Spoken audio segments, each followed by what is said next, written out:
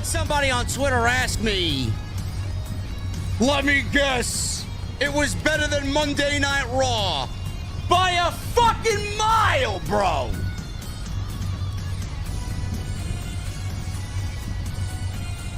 AEW Collision week number 2 in the books.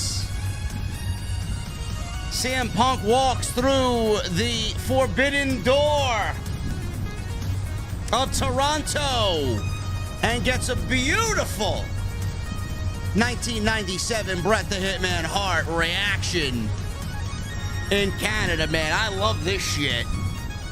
I love this shit, man. Excellent 8-man tag team match to end the show. I don't know, man. All those people that said Jay White was buried, I don't hear you guys anymore, man. Shut up.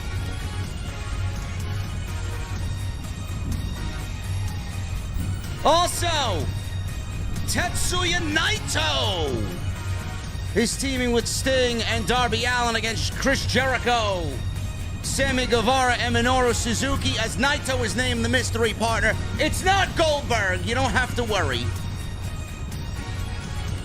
Christian Cage. Oh, my goodness, man. We got a lot to talk about when it comes to Christian Cage. Some of you might not like what I have to say. Powerhouse Hobbs in the house tonight as well. AEW's getting the Owen Hart Cup tournament laid out for next week. And Tanahashi, bro, please. What are you doing, man? We got a lot to discuss. Jesse's taking the night off. No troll. I got my cold beverage. I don't know who's bartending tonight, but I got one question for you guys on this Saturday night. What the fuck are you guys drinking? I'll see you over there.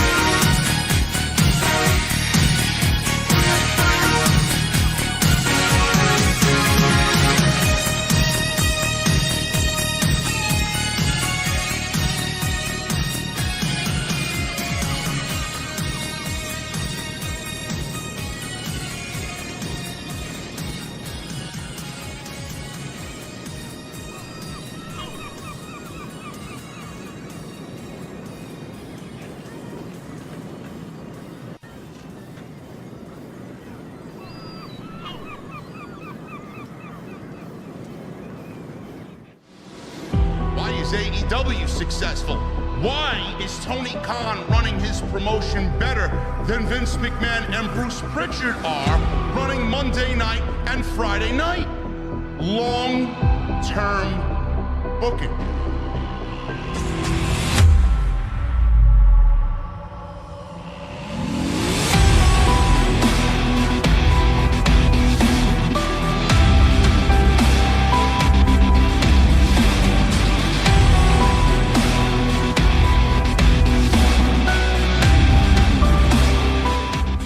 What is going on, guys? Thank you so very much for joining me right here on Off the Script. This is your AEW Collision post-show for June 24th, 2023.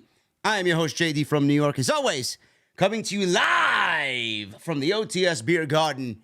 Thank you guys so very much for joining me on your Saturday evenings, wherever you may be. Jesse not joining me this evening. We wish Jesse the best.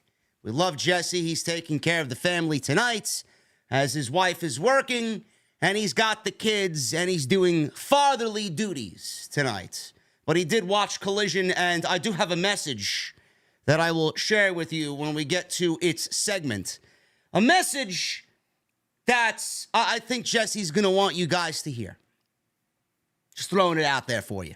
So we'll get to that in a little bit, but I am riding solo tonight on the AEW Collision post. Some of you may not mind that, but it is what it is, man. Jesse will be back tomorrow with me as we will be covering Forbidden Door together. I don't know when TK is going to end this show, but we may be looking at a 1 a.m. start time with the amount of matches this man continues to add to the overall show for tomorrow night. But we got Collision tonight. Collision was very good tonight. Was not better than last week's show. Last week's show just had an energy that was much needed for AEW. Not to say that Toronto did not bring the energy. They brought the energy tonight. It's going to be even louder tomorrow night. I can't wait for that crowd tomorrow night in Toronto, man, at the Scotiabank Arena for some of those matches that are going down. Holy shit, man. That is going to be one hell of a night for Forbidden Door. But it was not. Real talk. It was not better than last week's show. I did not expect it to be better than last week's show. Usually after the debut episode, things kind of slowly degrade and deteriorate. But if AEW, I said last week, if AEW continues to put on quality programming on Saturday night, you are not going to have a problem retaining the core audience for what this show needs it to be. Now, I know you guys are enjoying Collision so far. Honestly, through 2 weeks, it's been the best wrestling show the last 2 weeks, by far. Collision's been the best wrestling show, I think, for your weekly wrestling programming. That is compared to Raw and SmackDown and NXT and even Dynamite. I think Collision right now, the last 2 weeks since the debut episode, this week and last week, they were the best wrestling shows in their respective weeks, no question. It definitely feels like a different show. I don't know what's going on with the people who are running the show, if there's a different team. I don't know if it's the same team that's running Dynamite, but I got to give credit where credit is due. AEW has done an absolutely phenomenal job at differentiating Dynamite from Collision. The differences aren't major. They're not major. But the commentary team, I'm telling you, man, you guys are going to get used to Nigel McGuinness. You're going to get used to Nigel McGuinness. You're going to get used to Kevin Kelly. I thought they did another great job this week. I thought they were better than last week. The one criticism I had about last week was that Kevin Kelly and Nigel McGuinness, I don't know if this was because Chicago was just so loud and the way that it was broadcast through the TV. They sounded incredibly low, man. It was like they were on volume 3. They should have been at a fucking 8. But I'm glad they rectified that this week. And I thought they were even better than they were last week. The commentary team makes a difference. The presentation of Collision with the commentary team is leaps and bounds better than Dynamite. Not to take anything away from Excalibur. He does a great job.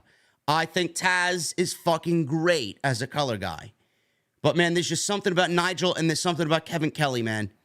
It really makes me sit there, and when I hear Nigel's voice, it really brings me back to a time where I loved pro wrestling, man. I was just so in love with what NXT was doing. At points, you didn't even realize it was a WWE product.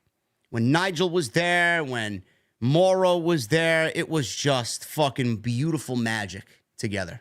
Just great. And when I hear Nigel, man, I just get that. I just get that vibe that you're listening to somebody that organically loves what the fuck he's doing.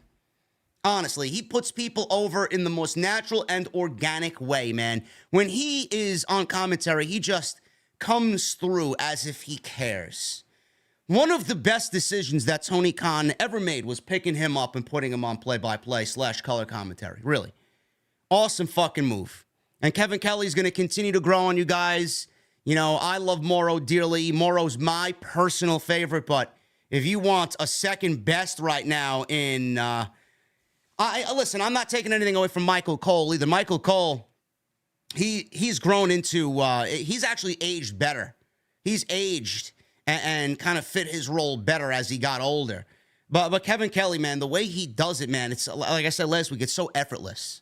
He makes it sound so easy, right? He's got his own natural charisma. He doesn't get over the top. He doesn't, scream at the top of his lungs. He's going to get to a point where you guys are going to really appreciate his work. And the commentary team is a huge part of an overall wrestling presentation. The presentation visually on the show, man, it just feels, I don't know if it's the colors. I don't know if it's the fact that the show is slowed down. I don't know if it's less rush than Dynamite, but the show definitely feels a lot more contained. The show feels a lot slower, man. Dynamite, it's almost as if you're watching things sped up ×2. With Collision, it's like you're watching shit happen in real time, and they're taking their time with things. Segments are allowed to breathe. Kevin Kelly's not running through the fucking matches that are coming up on next week's show and at Forbidden Door as if he's fucking speed reading through it, trying to break a Guinness World Record. Everything just flows. Segments go from one segment to the other.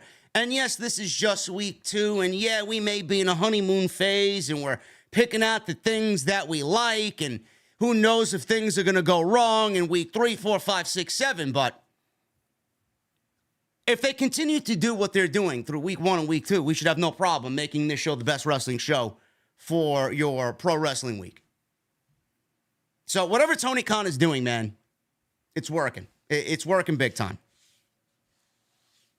The big story tonight was CM Punk in Toronto. He got a less than heroic welcome in Toronto, Ontario, Canada. This is enemy territory for CM Punk, and he got what I am comparing to the 1997 Bret the Hitman Hart heel run, where he went into the United States and he got booed out of the fucking building. He went into Canada. He was the hero's welcome, man. He got hero's welcome in Canada. And like we said, man, CM Punk in Chicago, it's easy to book CM Punk in Chicago as a babyface. And Jesse would probably appreciate me saying this, but Jesse was talking about this leading up to this situation. And he had a sneaking suspicion that CM Punk was going to be booed. Now, he wasn't completely booed.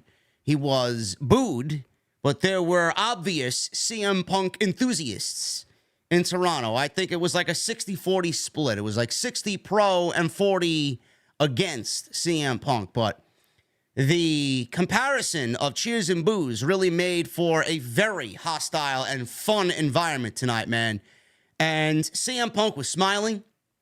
CM Punk was going along with it. He was fucking happy. He was, I would look at that if I'm CM Punk. I'm looking at that and I'm fucking smiling from ear to ear, man. Fuck these guys. This is exactly why I came back, man. This energy. And he was enjoying it. He was living it up. He had a great match with his boys, FTR, Ricky Starks, Bullet Club Gold. We got the Guns.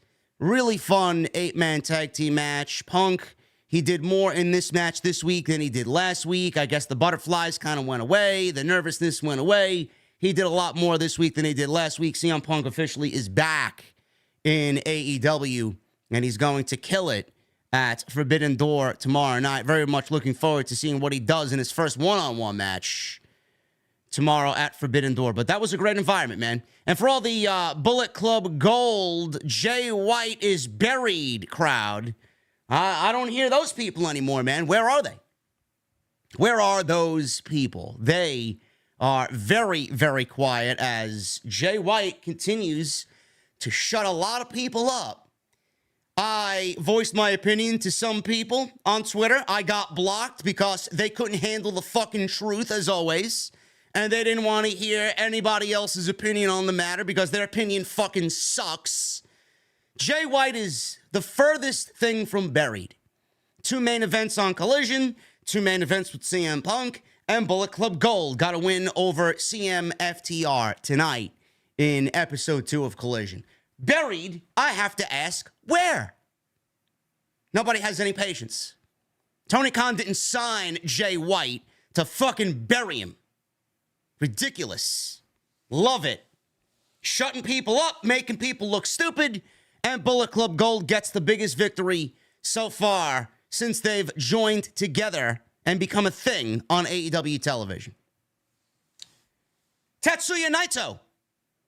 What a moment that was tonight. He was brought out to confront Chris Jericho as the six-man tag team match, the trios match for Forbidden Door is now official. It is Tetsuya Naito, Sting, and Darby Allin versus Chris Jericho, Sammy Guevara, and Minoru Suzuki. I am very much looking forward to that. I would say, outside of the obvious, which is Okada and Danielson, Ospreay and Omega, I'm probably looking forward to this trios match in my top 3 right now at Forbidden Door. Obviously, MJF is up there. Very interested in seeing what my guy Jungle Boy has got going on with Sonata. CM Punk wrestling a singles match for the first time in 9 months. Should be a very, very newsworthy / historic show on Sunday night. But Naito makes sense. I know a lot of people are pushing the Goldberg narrative. I think everybody kind of understands and realizes that it's going to happen one way or another. I mean, it probably would have made sense here, but not as much sense for the New Japan and AEW Forbidden Door. Naito and Jericho obviously have a history, and in May 2018, Jericho obviously started a feud, attacked Naito, and he won the IC Championship, the Intercontinental Championship from Minoru Suzuki. Naito did, and then Jericho then beat Naito for the Intercontinental Championship at Dominion in 2018, and then he went on to beat Naito's then stablemate, Evil, and retained the IWGP Intercontinental Championship really soon thereafter that. So there is history there with Naito and Jericho, and it's going to reach its next chapter at Forbidden Door. So we got that going on, and I thought that was a great moment bringing him out. Crowd ate that shit up, and I'm looking forward to that trios match on Sunday night. What I'm not looking forward to is the Tanahashi in-ring, just Tanahashi wrestling MJF, man. I'm slightly concerned about what Tanahashi brings to the table. Now, obviously, I'm not taking anything away from MJF. I love MJF. And MJF has been delivering banger after banger after banger. So if there's anybody that's going to make a great match out of this, it's going to be MJF. There's going to be a lot of theatrics. There's going to be a lot of heel work by MJF. I'm very much looking forward to what he brings to the table. But let me tell you something, man. And we'll get to what happened in the match with Swerve, but Tanahashi, man, it may be time to hang him up. It really may be time to hang him up. He is starting to really wither away into somebody that can barely walk. And it's very concerning. It's not really appealing to watch either. I mean, what else does he have to do in this business? What else does he have to do in this sport? Sure, he loves it. How much mileage is on those knees? I have no clue. But what happened tonight with Swerve, man? Listen, Swerve is going to get his 0-hour match tomorrow at the Scotiabank Arena. And he wrestled a legend on Collision tonight, so good for Swerve. But, I mean, what they did together, I was expecting a lot better. I did not expect fucking Tanahashi to be out there looking like he did tonight. And it actually brought the fucking match down. And believe it or not, we had to sit there and watch him beat Swerve clean with two of the worst fucking knees that I've ever seen. His knees are completely shot dead. And Swerve had to lose clean because Tanahashi has a match with MJF for the AEW World Championship at the Forbidden Door, which they did announce may open the show tomorrow night. And I love that they announced that because it fits right into the MJF narrative of what he thinks about New Japan Pro Wrestling. But man, oh man, that was rough to watch. That was rough to watch on Collision. I get why they used him, but not a good look for Tanahashi tonight, man. Really not a good look. But overall, I thought Collision was a very good show, and we are going to talk about Christian Cage as well. I am already loving what he's doing with that TNT title in the second week. right now, he's doing more with that title than I think we've seen with the title all year. And I really appreciate them doing something with that fucking title, man, because it desperately needed some sort of traction. And it looks like Christian Cage is getting that championship on the right track. So we will go over everything on Collision tonight, man. I appreciate you guys joining me here on the show. Follow me on social media at JDfromNY206. That's Twitter, Instagram, TikTok, and Cameo. Hit that subscribe button down below. Turn on the bell for notifications. Hit that thumbs up. We got 1,700 in the venue tonight, man. I would really appreciate if you guys can get as close to 1,000 as possible for tonight's AEW Collision stream right here on OTS. Go check out all the other videos on the channel. We did an extra today talking about the Dave Meltzer story about CM Punk and the Elite's situation being a quote-unquote ticking time bomb, and a top star walking out of Collision last week because they were not happy with CM Punk. Ridiculous. Give me a break. Go check that out on the homepage right now, along with the SmackDown live stream last night, which that was a terrible show. SmackDown was just awful. So if you want to hear a nice epic rant by yours truly, that's live on the channel. Go check that out along with everything else. Get those super chats in. We'll hang out at the end of the show. Memberships are open. As always, become a channel member. Become a VIP right here on Off the Script. Jesse and I will be live tomorrow with the Forbidden Door post show. We got a lot happening tomorrow night, and Jesse and I will be live to cover it all. And tonight's show is sponsored by my great friends over at Blue Chew. BlueChew.com. Code JD at checkout. You guys are going to get your free sample.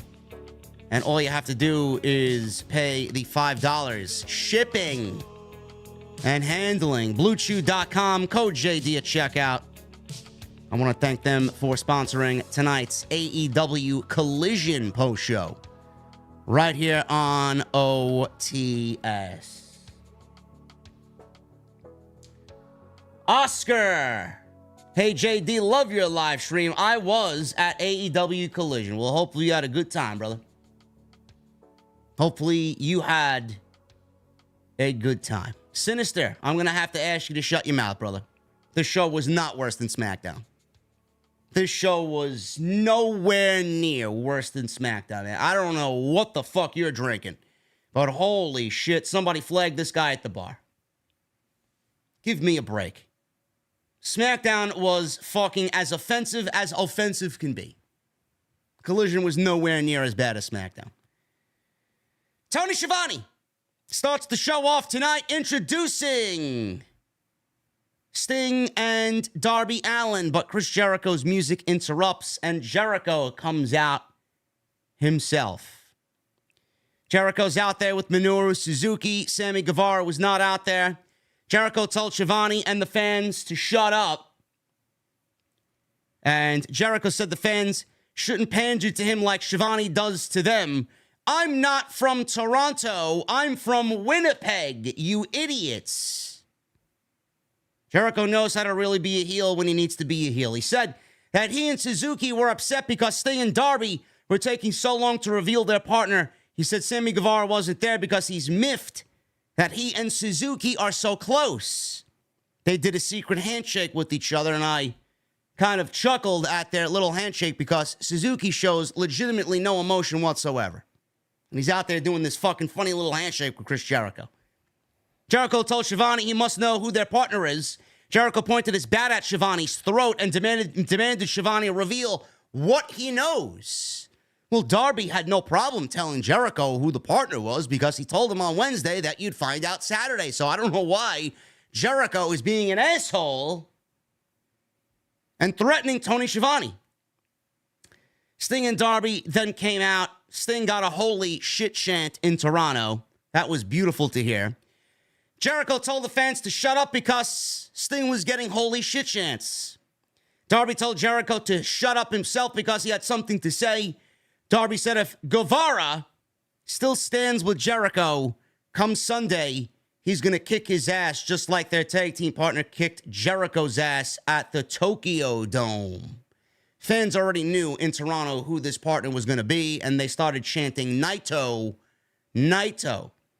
And that's exactly who came out, man. Tetsuya Naito came out in a white suit and a cape, and Kevin Kelly, he went over the history of him and Jericho. Naito got in Jericho's face. They exchanged heated words off mic. Jericho and Suzuki left the ring. Jericho was banging his baseball bat on the commentary table, and Kevin Kelly was getting a little rambunctious on commentary. Naito opened the ropes for Jericho to come back in, but clearly he did not.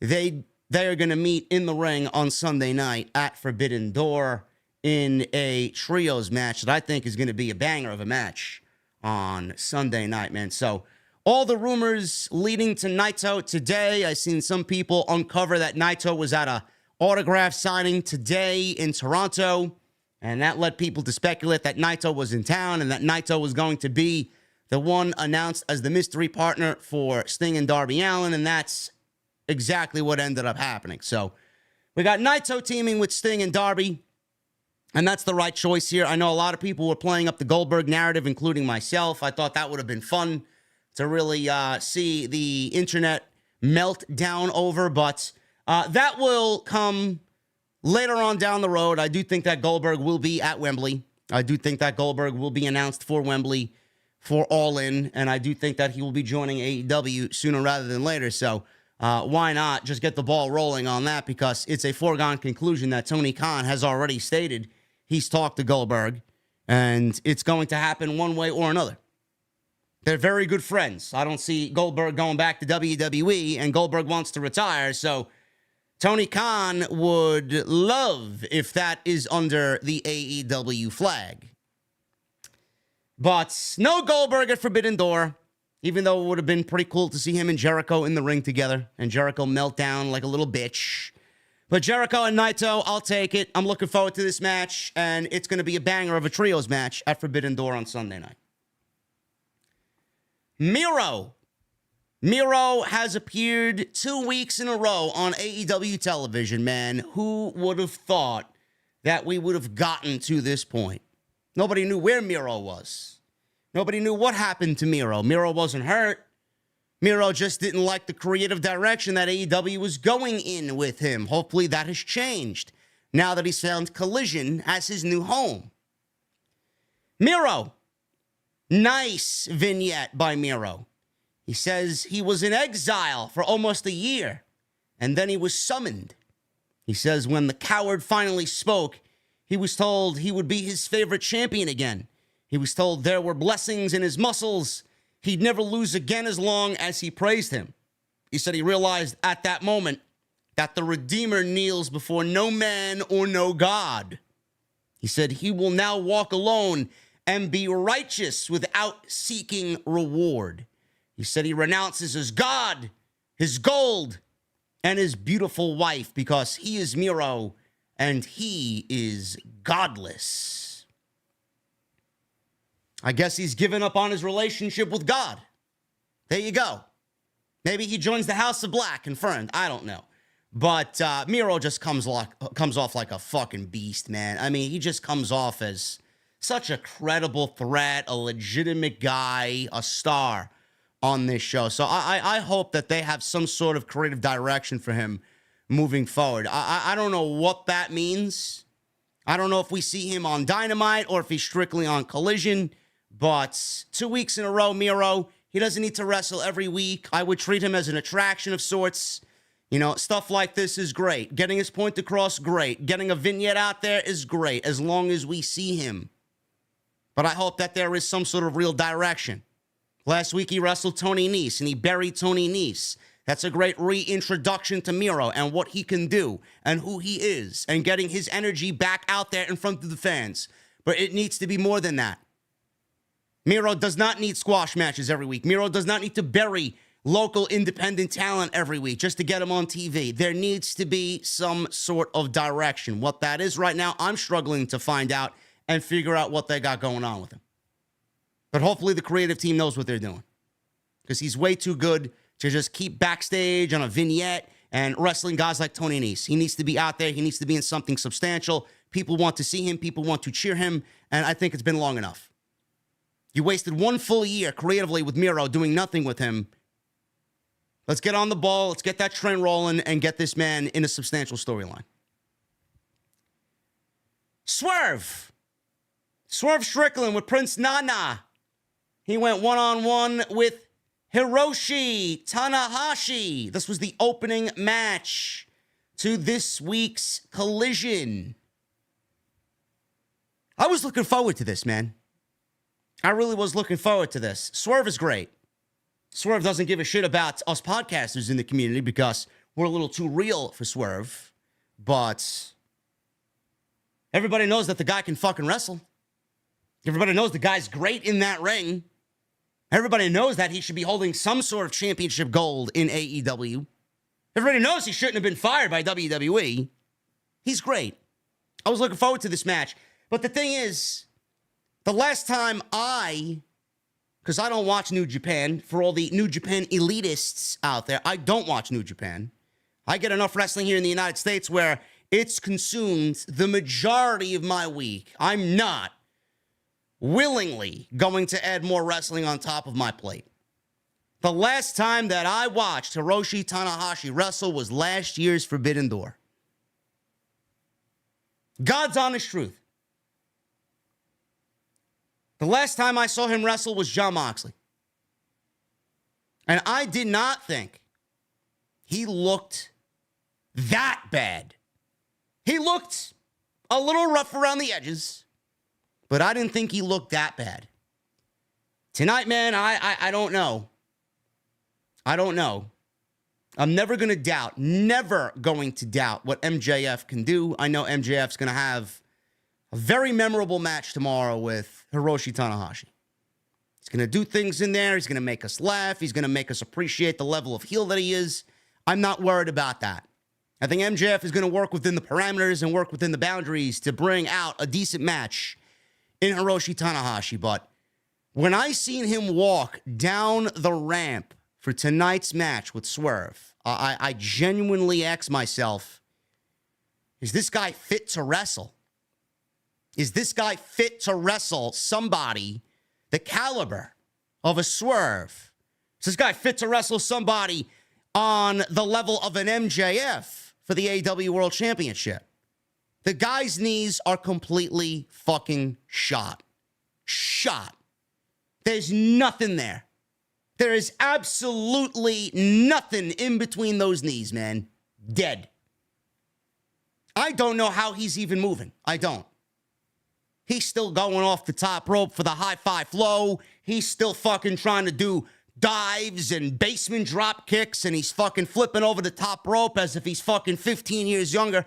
I mean, he's trying to do all those things that he used to do with ease.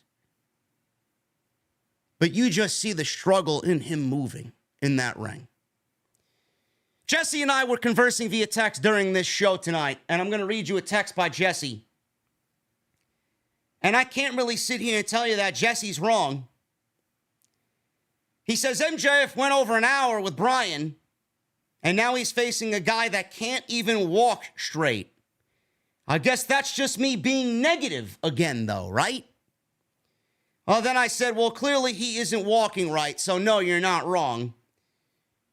And then he says, it would be more interesting to keep MJF off of Forbidden Door entirely than give him a match with the Kurt Angle of New Japan Pro Wrestling. And Swerve is going to have to lose to this fucking guy. End quote. Then Jesse went on to give me one more text. He can't even climb the fucking ropes. Swerve has to do his best to cover for this guy. End quote. I mean, is Jesse wrong? No, Jesse's not wrong.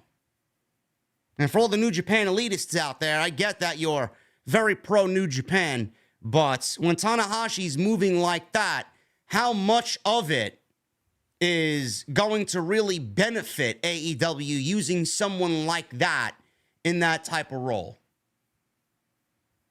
I don't know. Does MJF need to be on this show? Probably not. Am I glad that he's there? Sure. I'm not worried about MJF bringing out a good match with Tanahashi. I think they'll do fine. But if you guys thought that what he did tonight with Swerve was a serviceable fucking match, no, this was bad. It was actually kind of sad. To be brutally honest with you. And I respect Tanahashi. I respect the mileage he's put on that body. I respect the body of work that he's done, right? You think New Japan, you think Tanahashi. But this was not good. I was expecting a lot better than what we got tonight. Clearly, he's not going to be anywhere close to his fucking prime, and he's not going to be anywhere close to his physical peak, right? But holy shit. The one thing that Tanahashi does have going for him is that he's charismatic as fuck, man. He's got this energy that the crowd loves. He plays the air guitar. He looks like a fucking rock and roll star out there. He's got the look. Fans love it. You look at Tanahashi, he looks like a fucking star. That's the only thing he's got going for him right now. Everything else that he does in that ring, it's not going to be anywhere close to what it is, and it's kind of sad to see it deteriorate at the age of 47. Swerve comes out, and he's got Prince Nana with him. So we get right into this match. Tanahashi caught Swerve with his reverse crossbody before playing air guitar to the crowd. Crowd loved it. Then he takes the air guitar off of his neck, and he gives it to Swerve, who then comically plays the air guitar in front of Tanahashi. I thought that was great. And then Tanahashi drop-kicked him in the knee. Swerve recovered, hit a head scissor on Tanahashi that sent him out of the ring. More air guitar there. Strickland crotched Tanahashi and grounded him. Tanahashi skinned the cat and took Strickland out to the floor. Strickland caught Tanahashi in the apron, the skirt of the apron, as he did a basement slide drop kick. He had a pump kick. We went to a commercial break, and Swerve was in control as we're back from commercial break. He's working over Tanahashi. Crowd is chanting, "Go Ace! Go Ace! Go Ace!" Tanahashi cut Swerve off, hit a somersault senton for a near fall. Swerve avoided the sling blade and hit a rolling face buster for a near fall. Tanahashi caught Swerve in a pair of roll-ups. Then he hit a dragon screw leg whip.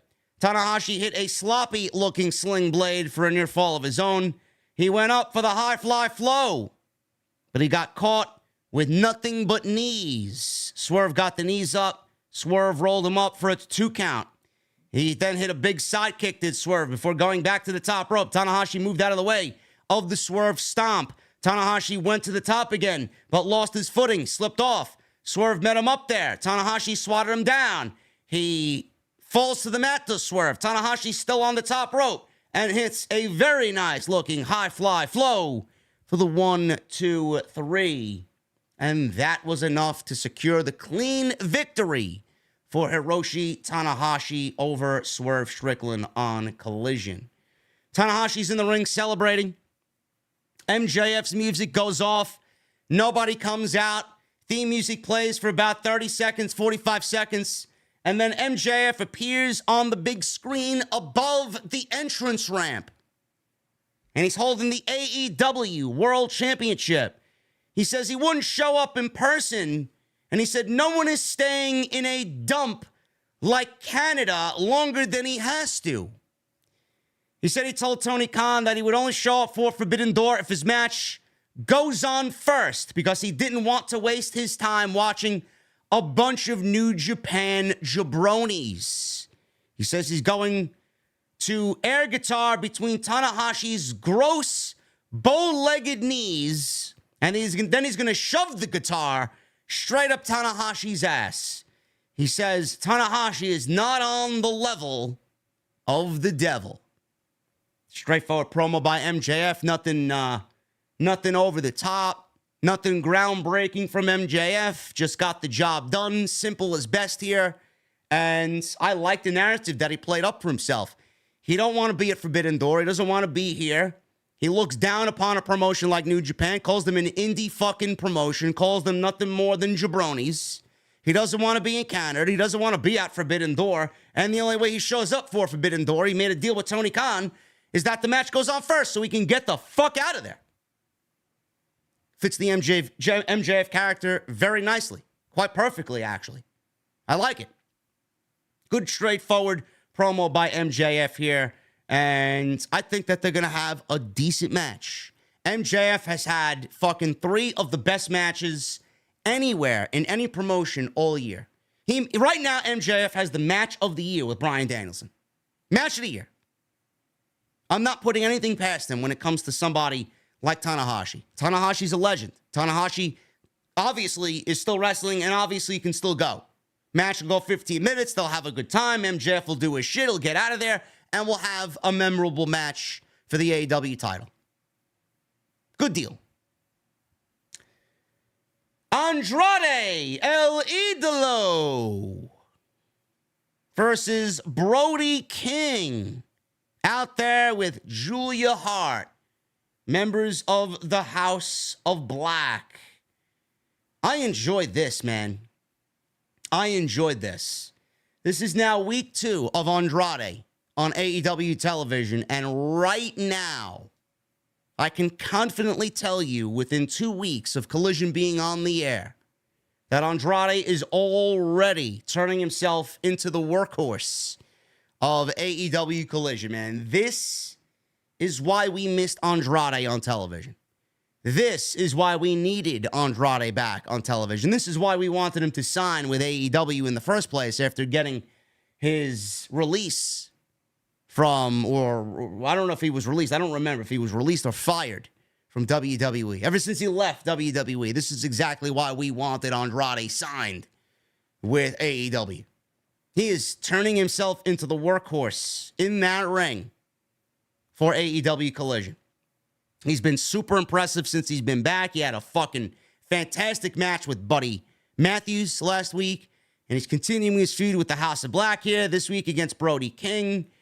And I don't know how they're going to go about this with Andrade battling a 3-on-1 House of Black advantage. Clearly, we can get his buddies to help. Maybe we get Roosh involved. Maybe we get Preston Vance involved. I don't know. More than likely, Roosh is going to be one of those guys that helps back up Andrade against the House of Black. And I have absolutely no problem with that. If you're going to form some sort of Mexican trio, some Mexican mafia with Andrade, and Roosh is going to be a part of that to battle the House of Black, sign me the fuck up, bro. Sign me up. It's exactly what we've wanted. And the Trios Championships, this is the most important thing to me. This is the most important thing to me. The Trios Championships looks like it has some sort of story going on around it. Now, the caliber of story that the Trios Championships has right now, I mean, I guess that remains to be seen. But the fact that there is some sort of story brewing regarding Andrade and the Trios champions in the House of Black, that is all I asked for. And that's exactly what we wanted. Some sort of direction instead of random fucking open challenges. Slow it down. Develop a story. Give us some substantial fucking story and lead 1 week into the other with that story and help it play out on television. We got 2 weeks of the House of Black and Andrade. What more do you want? Simple. Simple. Andrade. Obviously, you guys know he had a torn pec, completely off the bone. He was out for several months. Came into this match with kinesio tape on his pectoral area. Andrade and Brody beat the living shit out of one another. This was a physical fucking hoss fight. This was great. He took Brody down with a pair of head scissors, and he low-bridged King to the floor. King got to the apron. Andrade sent Brody into the post. Andrade hit a moonsault over the ring post to Brody King out to the floor. And my God, man, Andrade, the height he got on this moonsault, the fucking flip he got on this moonsault, the momentum of the moonsault took him right into Brody King on the outside. So high he got, came down, and the momentum took him right into the barricade, man. Hit his head right back onto the barricade on the way down. Hopefully he's okay. So we get back into the ring. Andrade is working over Brody's knee before Brody lifted him onto the top rope and chopped him out to the floor. Devastating. Brody continued to chop Andrade down. Andrade fought back with some elbows, but Brody lifted Andrade onto the apron and started giving him what looked to be Sheamus's 10 beats. He did 3 clubbing forearm shots right to the chest. Andrade drop-kicked Brody into the turnbuckle before hitting a dragon screw in the ropes to continue working on his knee. Andrade continued working on the knee and then hit a running forearm to take Brody down. Andrade hit a big lariat in the corner. The big Meteora in the corner. He goes for a cover. He gets a 2 count. Brody fought out of a hammerlock DDT. This is Andrade's finish. He fought out of Andrade's finish, hitting a rolling elbow on Andrade on the top rope. They struggled to get Andrade, or he struggled rather, to get Andrade up into a fireman's carry as his knee collapsed. He was continuing to sell the knee. He powered through it and hit a devastating running Death Valley driver in the corner that dropped Andrade right on the back of his fucking head, man. Unbelievable. Brody followed up with a devastating cannonball in the corner, basically squashing Andrade in the corner. His knee buckled on a gonzo bomb attempt. Andrade then went for a figure 4. He seemed to take advantage of this, but Julia Hart got on the apron and she grabbed his mask, Andrade's been very protective over that mask. Julia grabbed the mask, jumped on the apron, distracted Andrade with it, and this distraction didn't work as Andrade ducked a rolling lariat and hit a big back elbow, his signature back elbow. He locked on a figure 4. He tried to bridge up into the figure 8. So I guess we are now tit for tat here. Andrade can't do the figure 8 like Charlotte Flair does, and Charlotte Flair can't do Andrade's flipping moonsaults the way Andrade does it. I think we should stop mimicking each other's signature moves. Just gonna throw it out there. He hit it on Buddy Matthews last week. It looked great.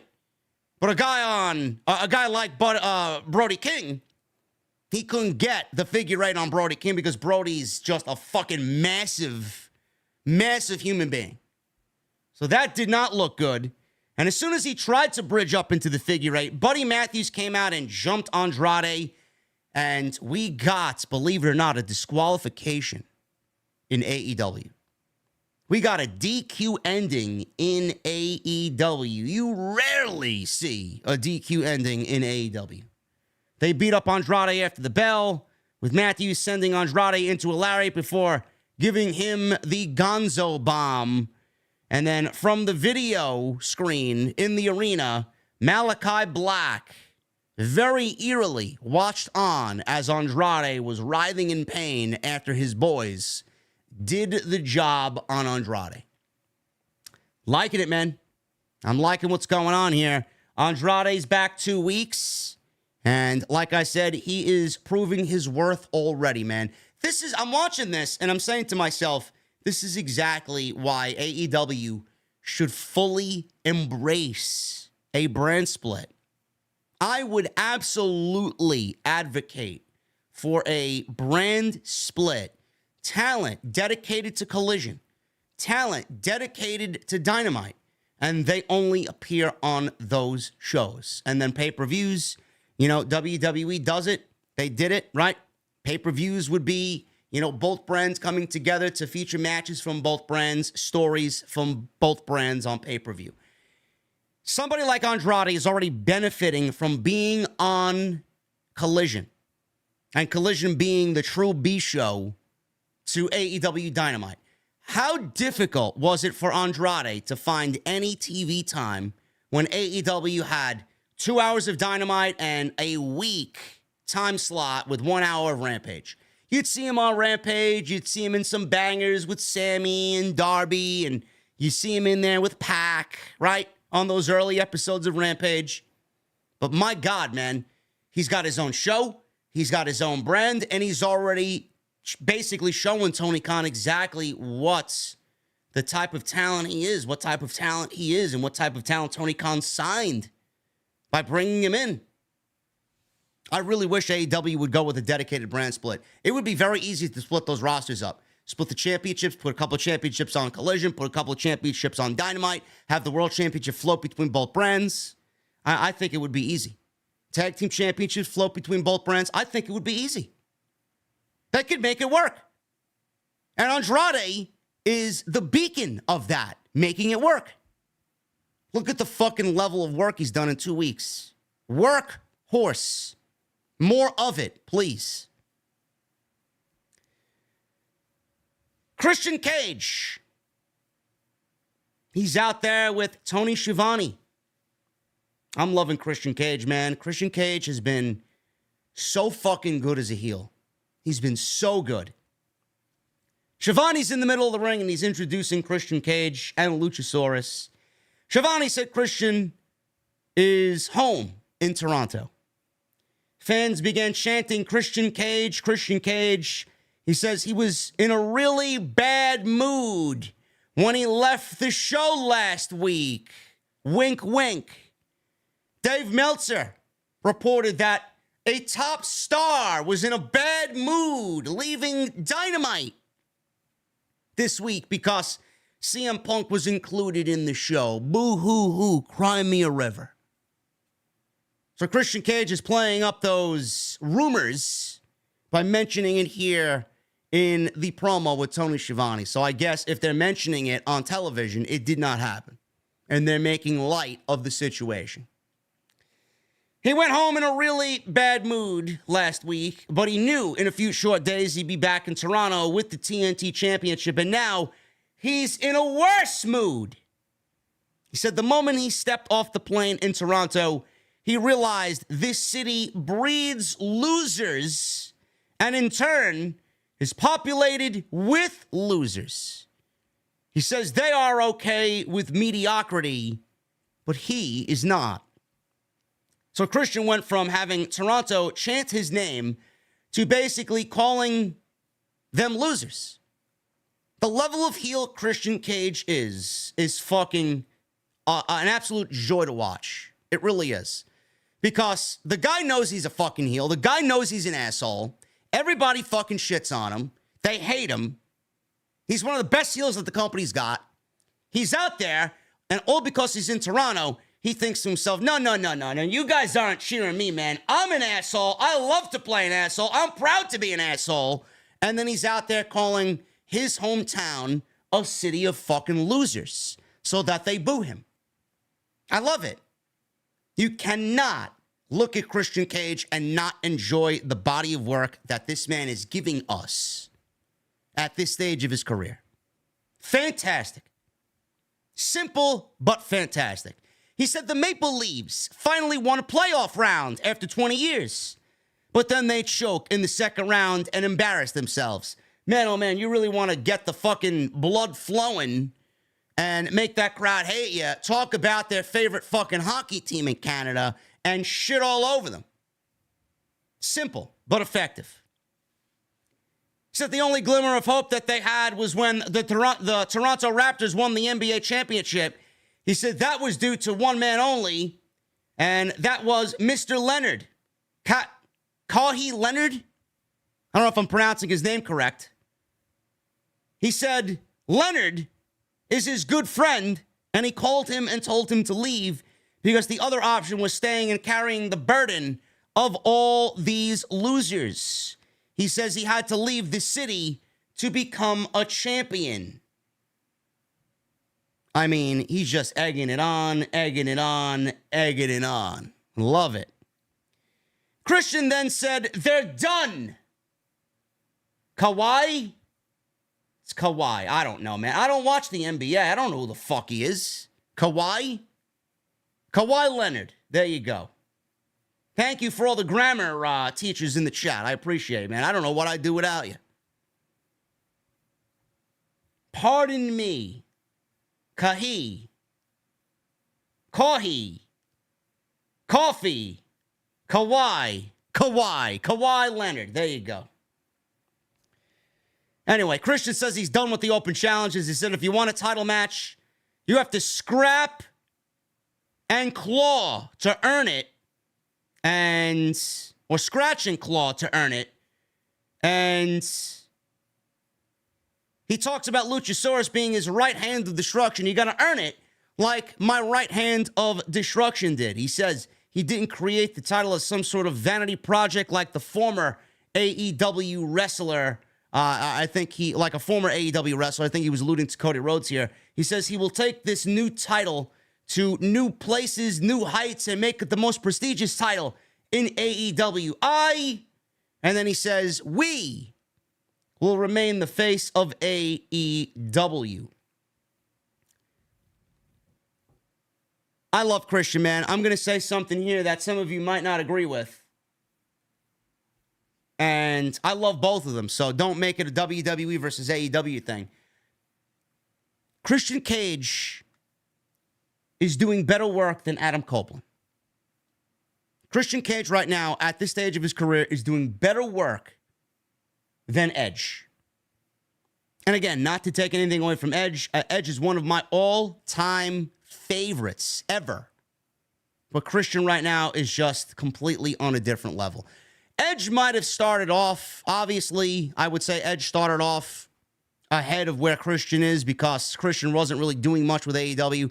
But as we are getting into the second half of Edge's WWE recent run, Christian is by far and away leagues better than what Edge is doing.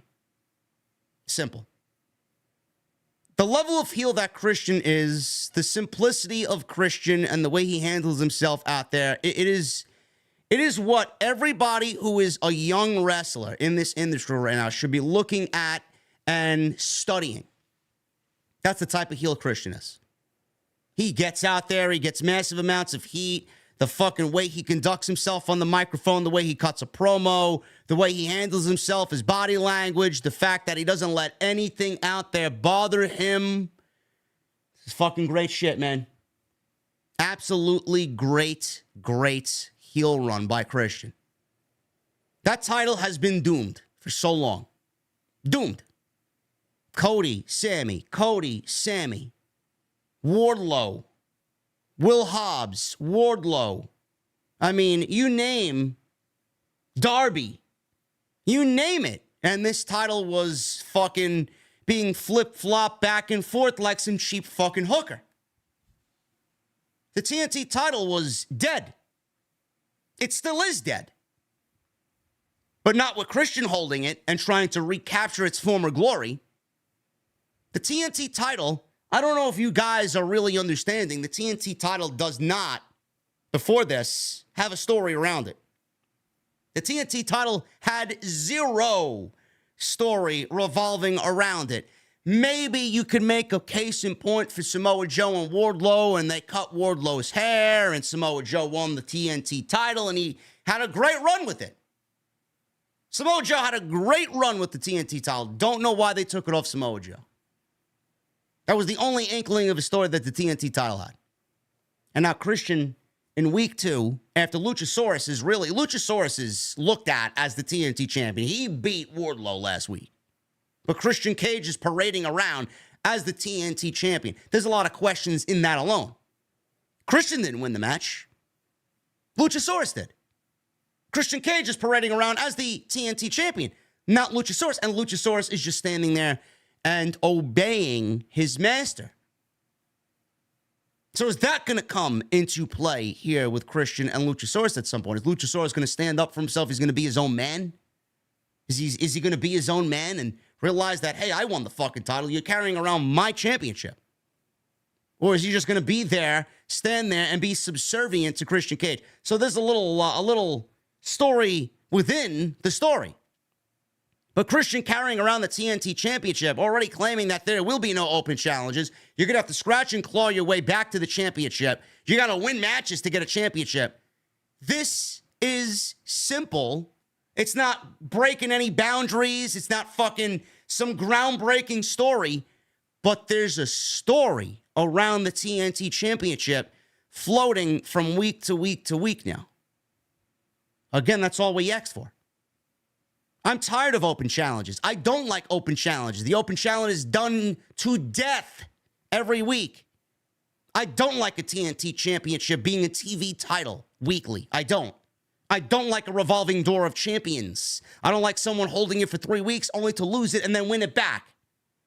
Lose it and then win it back.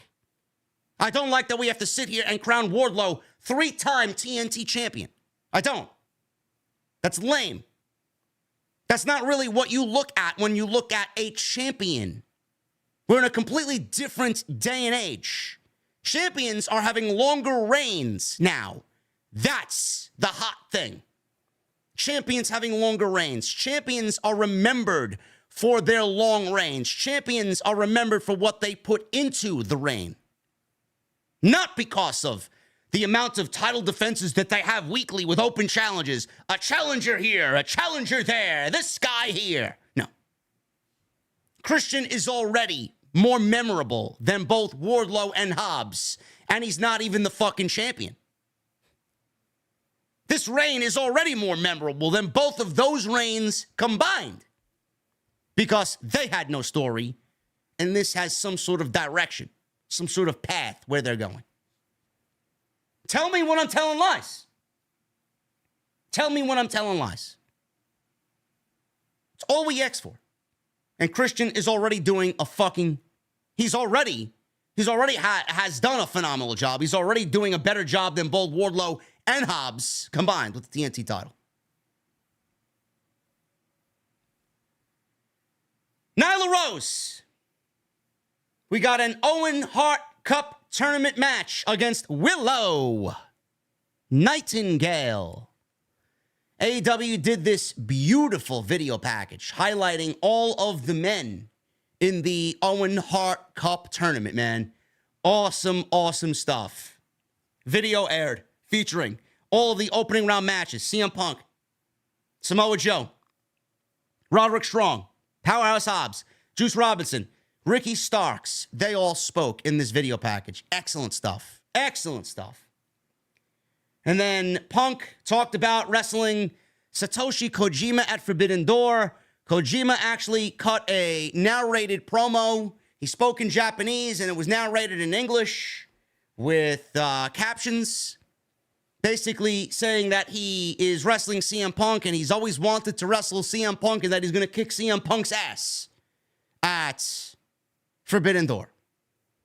I'm looking forward to seeing what Punk does one-on-one, and the crowd reaction CM Punk gets with 14,000 people on Sunday night compared to the 6,000 that were in attendance tonight for Collision.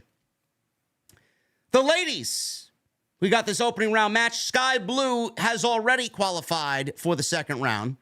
She beat Anna Jay on Rampage on Friday night. Nyla Rose and Willow Nightingale, man. This was kind of rough around the edges, man. This was not really all that good. Crowd didn't really seem to buy into it either. This was a rough first-round match for both Nyla and Willow Nightingale. But Willow gets the victory here as expected, and she will move on to the second round. Nyla Rose was in control, and she was basically clubbing Willow in the back with some forearms. Nightingale cartwheeled out of an Irish whip and hit an enziguri. Rose cut off a knife-edge chop. They had a test of strength, and Willow turned it into an inside cradle. Nyla bailed out to the floor. Marina Shafir was out there and caused a distraction. This allowed Nyla to send Willow into the steel post. Nightingale started to fight back, and she hit a middle rope dropkick for a near fall. Nightingale could not get Rose up for a powerbomb. This allowed Nyla to hit a suplex and a gourd buster for a near fall of her own. Rose got Nightingale up for the Beast Bomb, but Nightingale fought out, hit a big pounce, a big Keith Lee-like pounce. Nightingale followed up with the power bomb for the 1, 2, 3. And Nightingale advances to the second round of the Owen Hart Cup tournament. She's wrestling Toni Storm tomorrow night at Forbidden Door with the AEW Women's Championship on the line. Toni is not losing against Willow. So Willow, as New Japan Women's Strong Champion, she will be taking a loss. After the match, the Outcasts surrounded the ring, and they basically did this to add some sort of heat to the match and get some sort of hype for Toni Storm's match against Willow Nightingale. Sky Blue comes out. She made her way to the ring, and it looks like she kind of botched her way into the ring. She ran out with a steel chair. She got a little too antsy on getting into the ring. She stumbled on getting into the ring. She had a steel chair with her, and she kind of evened the odds by backing up Willow Nightingale against Saraya, who has returned, Ruby, and Toni Storm of the Outcasts. Again, not really all that exciting, and this was pretty lame for an Owen Hart tournament match, quarterfinal match. Willow wins. She advances to the second round. Lexi Nair. She interviewed Scorpio Sky, who last week had a vignette talking about his return to AEW, finding a new home on Collision. Sky says it should have felt good about watching all of those highlights of his AEW career last week in the vignette. It should have made him happy. Instead, he said it reminded him that he didn't handle success well since his life was a struggle until he got a big break. I let it control me, Scorpio said. Said he wanted to introduce himself again. He listed his accomplishments, but he said he accomplished all of that as a shadow of his former self. He said he'll show who he really is now. Snapped his fingers. I kind of like when he snaps his fingers and the screen goes black. I don't know where he gets that from or what that is, all a part of, but I like it. I like it. Scorpio should be a solid addition to Collision. Solid addition to Collision. What they do with him, I don't know. Maybe they throw him into a feud with Miro. Show me what you're made of, bro. Can you take down the Redeemer? Maybe he goes after the TNT title again. Maybe he's the one to battle Christian Cage. I don't know. It's going to be interesting to see what Tony Khan does with the reset of Scorpio Sky. Clearly, he's a talented individual. Again, somebody who lacked creative direction. It's like they knew what the man was capable of, but they didn't know where to take him. It's going to be interesting to see what they do creatively with Scorpio, Miro, Andrade, House of Black, all on AEW Collision. Powerhouse Hobbs. I love Powerhouse Hobbs, man. Powerhouse.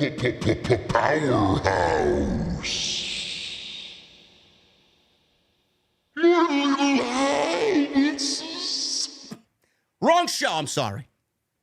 Wrong show, man, I'm sorry. Powerhouse Hobbs, he beats a 19-year veteran by the name of Jeremy Prophet, a Toronto local or Montreal local. Seconds. It's with 90 seconds.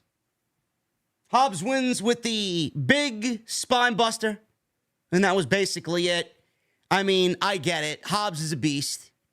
Hobbs is going to be a odds-on favorite to win the Owen Hart Cup. Will he? I don't know, but it should be used as a tournament to get guys like Will Hobbs over.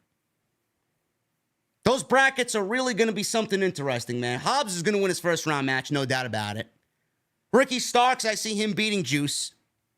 It's the other side that I'm interested in. CM Punk versus Samoa Joe is looking like a semifinal match. That is going to be something else, man. That is going to be something else. You know, I did say the tournament was a little predictable. I don't know. Samoa Joe could win the whole fucking thing, to be quite honest with you. It's going to be very interesting, man. When we get to that second round of the men's Owen, it's going to be very, very, very intriguing. Powerhouse Hobbs should be looked at as an odds-on favorite to win that tournament, as these types of things should really benefit somebody like Hobbs. 90 seconds, he squashed this guy like a bug. And the main event, Juice Robinson and Jay White with the now official Bullet Club member, Austin and Colton Gunn.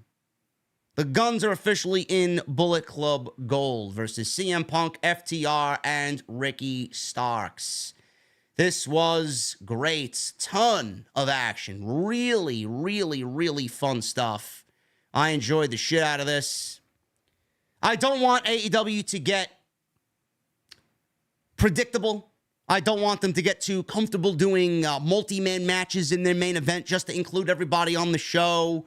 Oh, let's do a trios match. Let's do an 8-man tag. Let's go back to trios. Let's do a tag team. You know, listen. I'd like to see some one-on-one action in the main event. So we got two big, a trio and an 8-man tag in the main events on week 1 and week 2. We'll see what happens next week with the majority of the men's Owen taking place on Collision next week. It should be interesting, but needless to say, I thought this was a fun match. CM Punk came out, and he got cheers. I don't want to sit here and tell you he didn't get cheers, but he got a large portion of booze. And it's great. I love it. And we all expected this. Punk was cradled in Chicago. He came off as a hero, a returning hometown hero in Chicago. When you take CM Punk out of Chicago, especially after what had happened and all the stories that we had to read in the last 9 months, and you put him in a city like Toronto, and you put him in a city like fucking, I don't know, where are they going? Charleston, North Carolina, or Newark, New Jersey, you're gonna get people who are going to disapprove of CM Punk. Can't do every show in Chicago. I actually love it. And Punk seemed to love it too. He's out there smiling. He was fucking playing it up. He looked like he was happy to be there. I mean, when Punk is out there getting the type of reaction away from Chicago like he got tonight, and you start comparing CM Punk to Bret the Hitman Hart in 1997, Punk is going to take that as the fucking pinnacle of a compliment. He really is. That, believe it or not, Bret Hart is honestly on my Mount Rushmore of greatest ever. Everything Bret did was fucking perfect. Perfect. You cannot find one bad thing that Bret Hart did in his entire career. I would have to say the 1997 run that he had as the anti-American heel, best work that Bret Hart did in his entire career. The best version of Bret that we got ever was that Bret. Hart Foundation, standing there with Anvil, Owen, the Bulldog, Pillman. Best Bret ever. I don't want to sit here and tell you that Punk needs to go that same direction.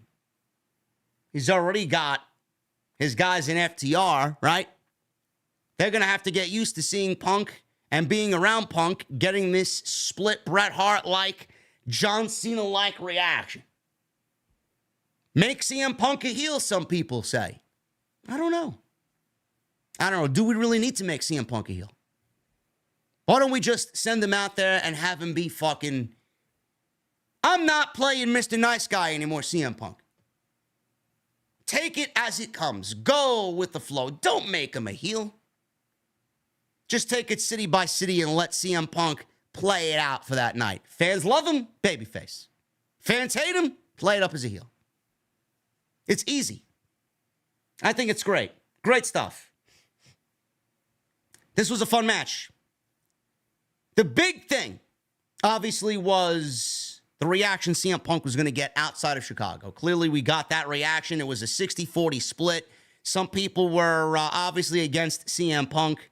There was never an overwhelmingly strong let's go Punk vibe in that arena tonight. It was always mixed, heavy tonight. And the other big thing was getting Jay White to where he needs to be, getting Bullet Club Gold where they need to be, continuing the CM Punk and Jay White collision course. Because I'm very much looking forward to them stepping into the ring together. You know what's coming.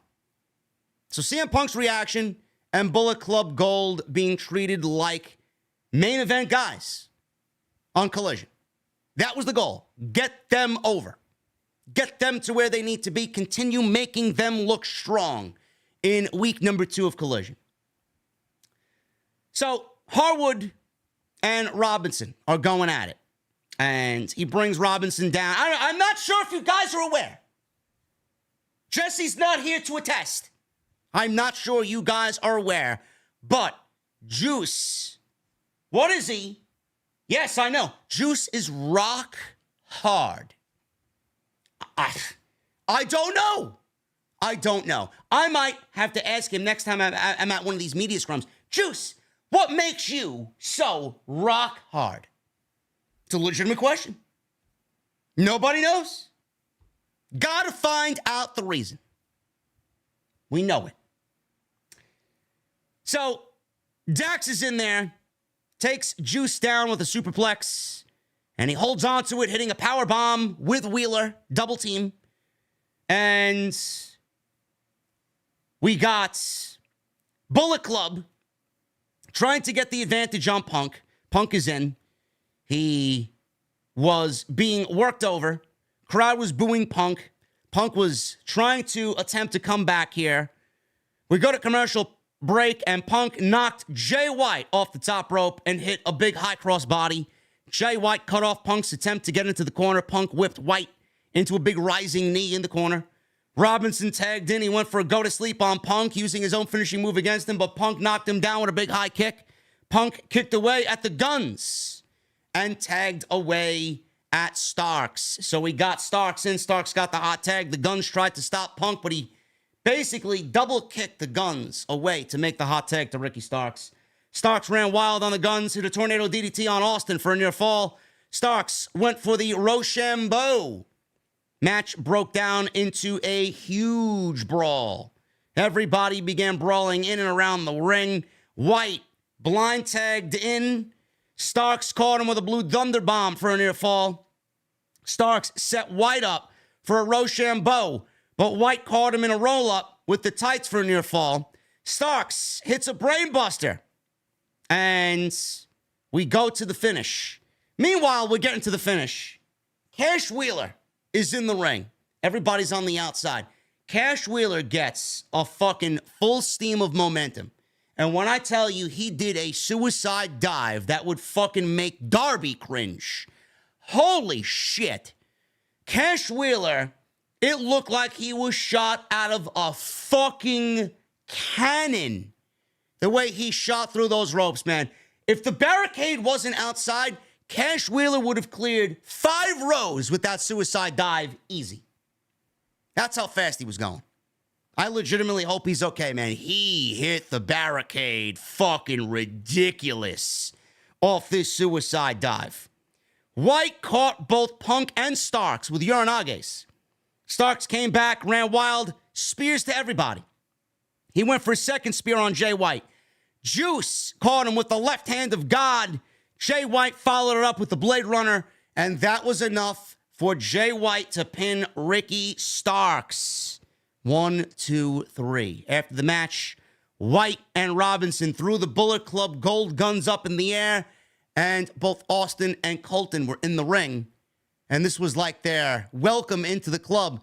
They welcomed Austin and Colton Gunn into the Bullet Club, and they've officially joined Bullet Club Gold as the show comes to an end. Great. Great stuff. Bullet Club Gold has now a solid group. Jay White's got Austin and Colton. I mean, it's a perfect fit. The Guns are the perfect fit for Bullet Club Gold. I love it.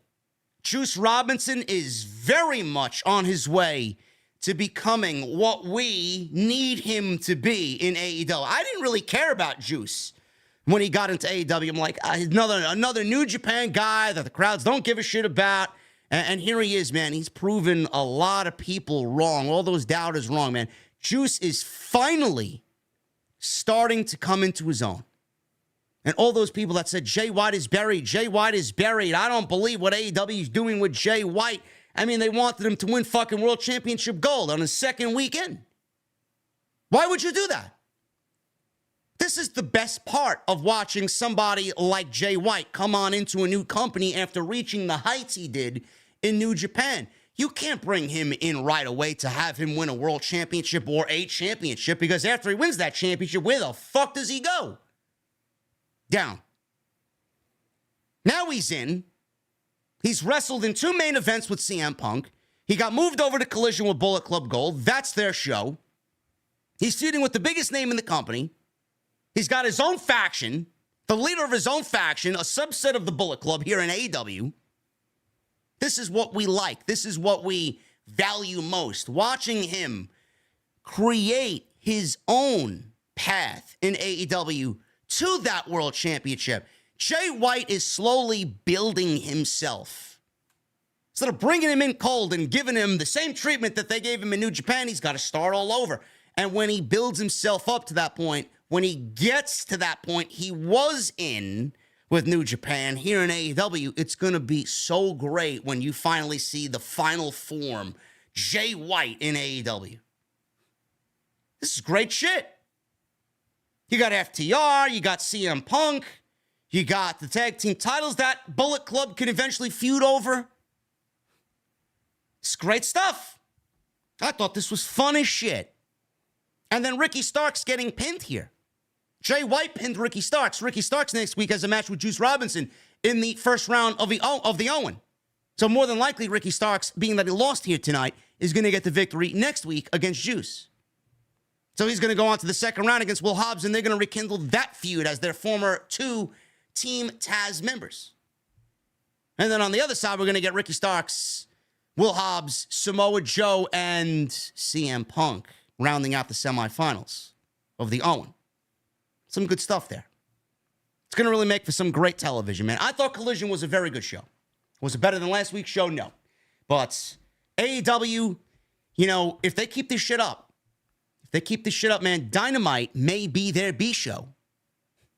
Certainly looks like AEW is making Collision through 2 weeks their A show, because that's the way it's come off to me. Not to say Dynamite's been bad, but Collision has been certainly the vibe of it, the feel of it, the look of it, the excitement of it has been more geared towards it being its A show than Dynamite is. I don't know. Anyway, guys, hopefully you enjoyed today's live stream. We're about to get into the Super Chats in just a second. I appreciate you joining me tonight on your Saturday night. I know a lot of people are out and having a good time. It's the summertime. But we got some work to do, man. We got work to do, and I'm glad you joined me on your Saturday night. Follow me on social media at JDfromNY206. That's Twitter, Instagram, TikTok, and Cameo. Hit that subscribe button down below. Turn on the bell for all notifications. I would really appreciate if you hit that thumbs up, guys. We got 685 likes. Can we get as close to 1,000 as possible? Go check out all the other videos on the channel. Plenty of it over there on the homepage, including last night's SmackDown post. Extras. We were live on Wednesday for Dynamite. Go check all that stuff out. Memberships are open. Get them on in. Follow me on social media at JDfromNY206, Twitter, Instagram, TikTok, and Cameo. And tonight's show is sponsored by my great friends over at Blue Chew. Guys, the temperatures aren't the only thing rising this summer. That's right, man. Tonight's show is sponsored by my great friends over at Blue Chew. The best way for me to put it, man, Blue Chew is your long-term booking. Simple. Blue Chew is a unique online service that provides the same active ingredients as Viagra and Cialis, but it comes in chewable tablets. It comes at a fraction of the cost. It's going to help you in the bedroom, guys, especially when it comes time to step up to the plate. You can plan anytime, man. Plan ahead, day or night. Be ready whenever that opportunity arises. The process is very simple. You're going to sign up at BlueChew.com. You're going to consult with one of their online medical providers. You're going to receive your prescription within days when you are approved. Best part, it's all done online.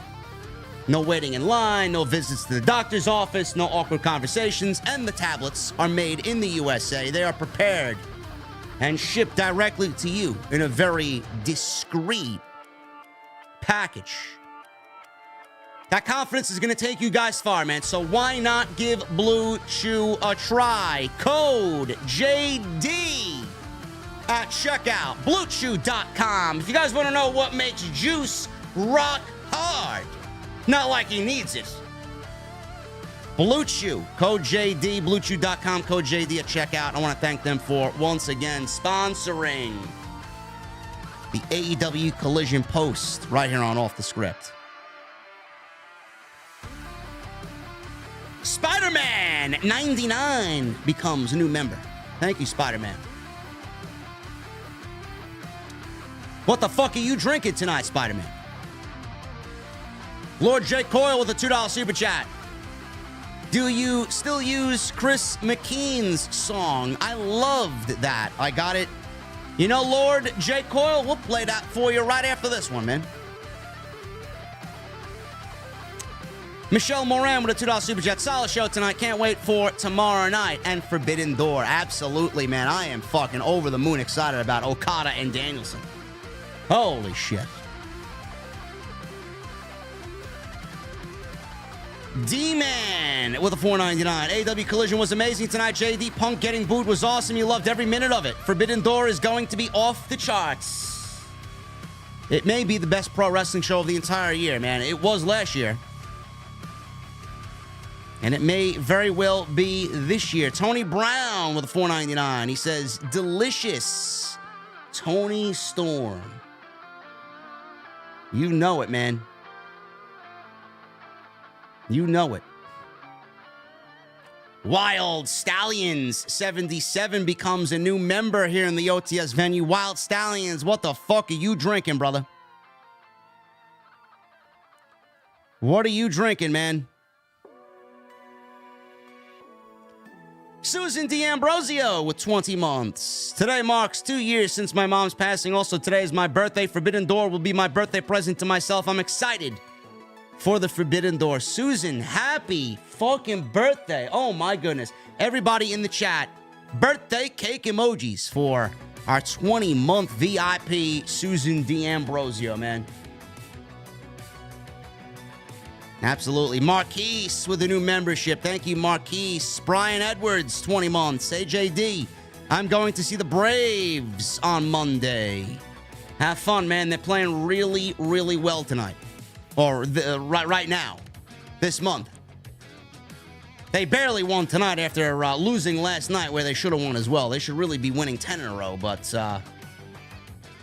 they lost last night to the Cincinnati Reds. Frag Dude with 11 months. Yeah. OTS JD, you're the real ace. Thank you, brother, for 11 months. Appreciate you, man. The J. Caleb Show. $5 super chat. Juice yelling every chance he gets is great. Hypes me up, man. Yeah, Juice is doing his thing, brother. Eric Newton with 18 months. Happy AEW week, JD. Happy AEW week to you, Eric. Forbidden Door tomorrow, Dynamite Wednesday, and then Fight Forever Thursday. I'll take a Crown Royale Vanilla. Guys, we will be live streaming Fight Forever on Thursday on this channel, man.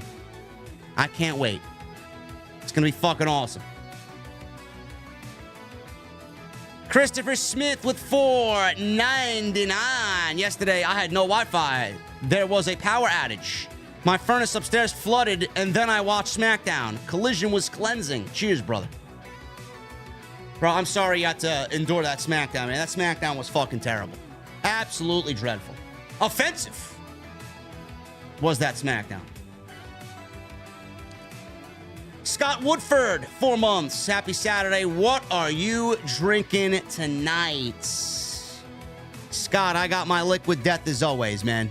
You know me. Spider-Man with a $10 super chat. I don't even know why I come here.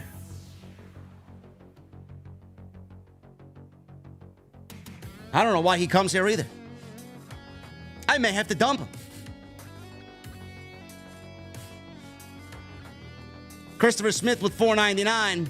Question: what is the one match of Forbidden Door that you think will shock fans, like being really good but not expected to? I would say Jungle Boy and Sonata.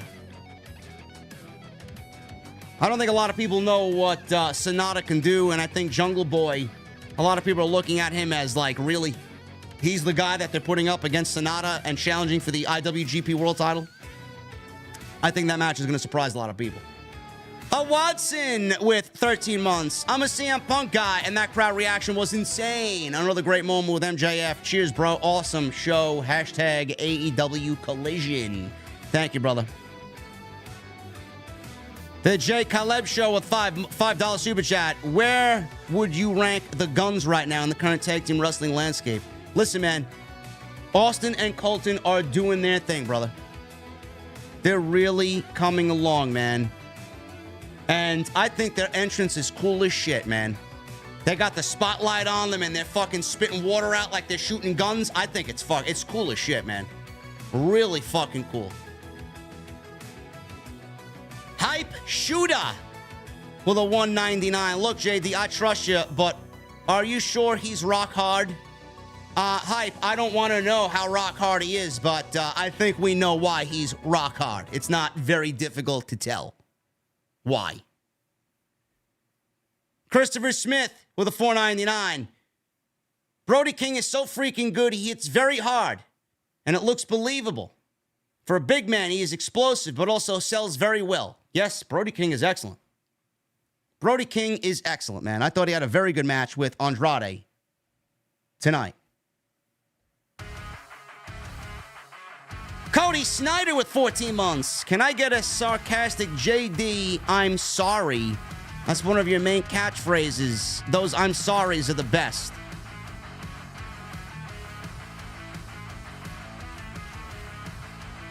You mean like all the people that look like fucking idiots when Jay White was buried and I was right? Oh, I'm sorry. You fucking clowns. Thank you, Cody. Phil with a 999. Powerhouse is awesome. Andrade is the workhorse of Collision, and seeing Punk in this element was awesome. I love the atmosphere of Collision. It's totally looking like the A show for AEW. OTS for life. Phil. If it keeps this up, man, it will be the A show. Loving Andrade's work right now, man. Andrade's looking awesome. And Chris Bell with 14 months in the venue. What's up, JD? I apologize if you've already answered this. But have you played the new Final Fantasy? Stay safe, brother, man. I've played the demo. I have not, I purchased the game. I have not played the full game yet, but I got to go through, I think the demo, you pick up where you left off in the demo, I believe. I'm not sure, but hopefully that's the case. But yes, when I have time, I will be playing, yes. The thing is, I'm still on Destiny, man. I gotta go for these exotics. I need some of these raid weapons. So I'm still very much into Destiny. But I know later in the season I'll be taking a break from that and I'll play other games like Final Fantasy and whatnot. But that's the plan. And Phil with a 999. I personally believe that Jungle Boy and Sonata is in the same spot as OC and Ospreay. No one gave OC a chance against Ospreay, and it was one of the best matches on the card. Yeah. A lot of people put down Jungle Boy for what he does in that ring, man. A lot of people put down Orange Cassidy, too, which I don't really understand. Orange Cassidy's a great fucking wrestler. You guys need to understand that. Honestly. Anyway, guys, I'm about to get out of here, man. Go enjoy your Saturday nights. I'm going to finish up here and get the hell out of here myself. Enjoy your Sundays. Follow me on social media at JDfromNY206. That's Twitter, Instagram, TikTok, and Cameo. Hit that subscribe button down below. Turn on the bell for notifications. Continue to hit that thumbs up. Try for 1,000 likes on tonight's live stream. Go check out the videos on the homepage. And Jesse and I will be live Sunday night, probably Monday morning, for the AEW Forbidden Door post-show right here on Off the Script. Have a great Saturday night, guys. Have a great Sunday. I'll see you tomorrow as we walk through the Forbidden Door. I'll see you guys later.